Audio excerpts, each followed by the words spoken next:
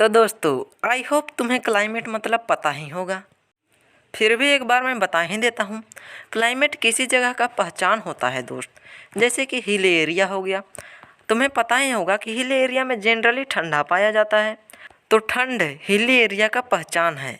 और हम पढ़े थे कि क्लाइमेट लॉन्ग टर्म होता है, यानी क्लाइमेट जल्दी से नहीं बदलता। वो मिनिमम 30 इयर्स का टाइम लेता है बदलने में, और मैक्सिमम तो तुम जितना चाहो उतना ले सकते हो। तो तुम्हारे दिमाग में कभी ये क्वेश्चन नहीं उठा कि भाई हमारे पूरे भारत का क्लाइमेट क्या है? तुम्हारे अंदर ये क्वेश्चन उठा होगा, लेकिन फिर भी दबा दिए होगे। लेकिन भाई अभी दबाने का समय नहीं, उसे क्वेश्चन को बाहर निकालने का समय है। तो इंडिया में मॉनसून टाइप ऑफ क्लाइमेट पाया जाता है, समझ गया? और मॉनसून मतलब होता क्या है? मौसम। मुझे लगता है बहुत अजीब सा वर्ड है। ये अरबिक से आया है, अरबिक का वर्ड है मौसम। तो इसका अर्थ क्या होता है? इसका मतलब होता है सीजन रिवर्स, यानी जैसे हमारे भारत में ठंडा, गर्मी, बरसात ये हर एक साल आता है, यानी रिवर्स करता है। अभी ठंडा है, फिर गर्मी आएगा, फिर बरसात आएगा, फिर नया साल में फिर ठंडा आएगा, फिर गर्मी आएगा, फिर बरसात आएगा। तो ये नया नया से रिवर्स कर रहे हैं ना दोस्त। तो यही हुआ सीजन रिवर्स। भाई यदि तुम्हें पूछे कि विंटर सीजन है या क्लाइमेट है, तो तुम ये मत बोल देना कि विंटर एक क्लाइमेट है। नहीं तो गलती हो जाएगी दोस्त। विंटर तो एक सीज़न है, और सीज़न के बारे में हम बहुत डीपली पढ़ेंगे। वो इस पार्ट में नहीं, किसी और पार्ट में पढ़ेंगे। तो विंटर, समर, रेनी ये सब सीज़न है, बट मॉनसून एक क्लाइमेट है। फिलहाल हम ये जानेंगे कि कौन कौन से ऐसे चीज़ हैं जो हमारे क्लाइमेट और वेदर को इफ़ेक्ट करते हैं, यानी बदलने का पावर रखते हैं। किसमें ताकत है हमारा क्लाइमेट और वेदर को बदल सके? तो पहला ताकत का नाम है टेम्परेचर। हिंदी में तो इसे तापमान कहते हैं। इसका इंग्लिश में भी डिफिनेशन सुन ही लो। द डिग्री ऑफ हॉटनेस और coldness of atmosphere is called temperature. I hope definition से तुम्हें पूरा क्लियर हो गया होगा। और दोस्त डेली के ज़िंदगी में तो तुम सुनते ही हो कि हाँ आज मिनिमम 19 डिग्री तापमान है और मैक्सिमम 37 डिग्री। ऐसे तो तुम डेली सुनते ही हो। ये हमारे वेदर को ऐसे इफेक्ट करता है जैसे कि तापमान बढ़ा तो गर्मी बढ़ गई, और तापमान घटा तो ठंड लगने लग गई। गर्मी के दिन में तापमान बढ़ता है तभी ना गर्मी आ जाता है, और जब तापमान कम होता है तो ठंडा हो जाता है। तो सेकंड फैक्टर है ह्यूमिडिटी। ह्यूमिडिटी भी इसी तरह से इफेक्ट करता है, और इसका डिफिनेशन होता है the amount of water vapour present in atmosphere is called humidity. अब थर्ड फैक्टर की ओर बढ़ते हैं जो कि हमारे क्लाइमेट को इफेक्ट करता है। थर्ड फैक्टर है एयर प्रेशर। भाई इसके बारे में डीपली तो नेक्स्ट पार्ट में पढ़ेंगे, बट अभी थोड़ा सा डेफिनेशन जान लेते हैं। Pressure exerted by air is called air pressure. Air के द्वारा जो हमारे प्रेशर बनता है उसे हम एयर प्रेशर कहते हैं। फोर्थ फैक्टर जो हमारे क्लाइमेट और वेदर को चेंज करता है वो है विंड। भाई हवा में बहुत ताकत होती है। Moving air is called wind. जैसे कि यहाँ भी बादल बादल किया है, अगर ज़ोरदार हवा चल जाए ना तो यहाँ का बादल दूसरा जगह चल जाएगा, और यहाँ जो बारिश होने वाले थे वो वहाँ बारिश हो जाएगी। तो समझ सकते हो ताकत कितना होता है वायु में। इसीलिए तो मेरी दादी बोलती है कि हवा, पानी और आग से कभी खिलवाड़ नहीं करना चाहिए, और वो सच ही बोलती है। तो अगले फैक्टर का नाम है प्रेसिपिटेशन। ये कुछ अजीब गरीब सा वर्ड लग रहा है। भाई इसका डिफिनेशन कुछ इस तरीके से है। Different form of water come in the earth is called precipitation. तुम्हें तो पता ही होगा दोस्त, वाटर 3 फॉर्म में होता है, सॉलिड, लिक्विड और गैस। तो अभी ठंडा का मौसम है तो अभी वाटर ओस के रूप में आता है, जिससे तुम रोड में चलते हो बट आगे सामने का चीज़ दिखाई नहीं देता, धुंधला धुंधला सा दिखाई देता है। चाहे कितना ज़्यादा पावर का चश्मा पहन लो बट दिखाई नहीं देगा। तो ये भी एक वाटर का फॉर्म ही है, समझ गया? भाई जब ज़्यादा ठंडा पड़ती है ना तो हम लोग इसे जमा करते हैं।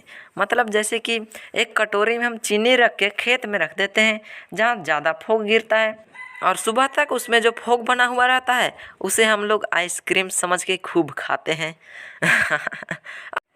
अब देखो बरसात के समय क्या होता है, वाटर अपने असली रूप में आता है, यानी पानी के रूप में आता है, रेन के रूप में आता है। तो ये भी एक प्रेसिपिटेशन का एक फॉर्म है।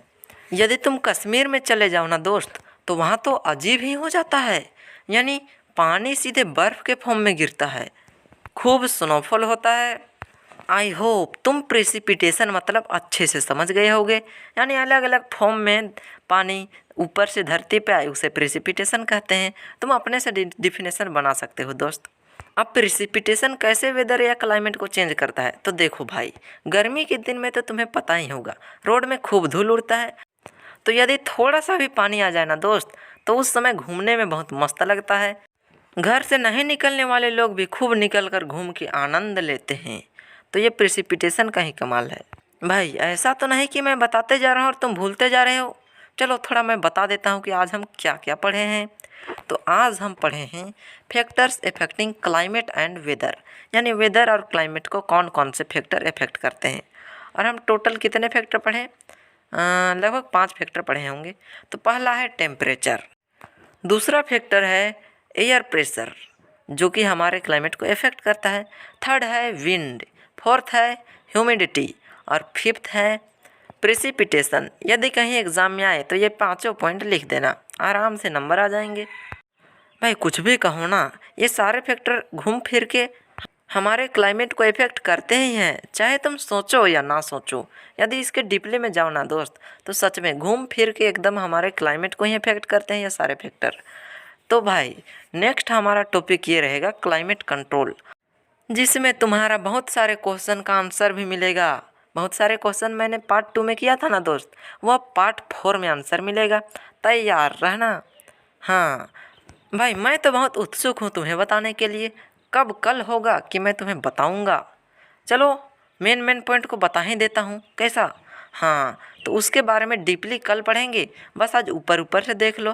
पहला है लेटीट्यूड, दूसरा है एल्टीट्यूड, तीसरा का नाम है pressure and wind, fourth factor जो हमारे क्लाइमेट को कंट्रोल करता है उस फैक्टर का नाम है distance from the sea. Total 6 factor हैं दोस्त। पांचवा फैक्टर का नाम है ओशियन करेंट्स और लास्ट फैक्टर का नाम है रिलीफ फीचर।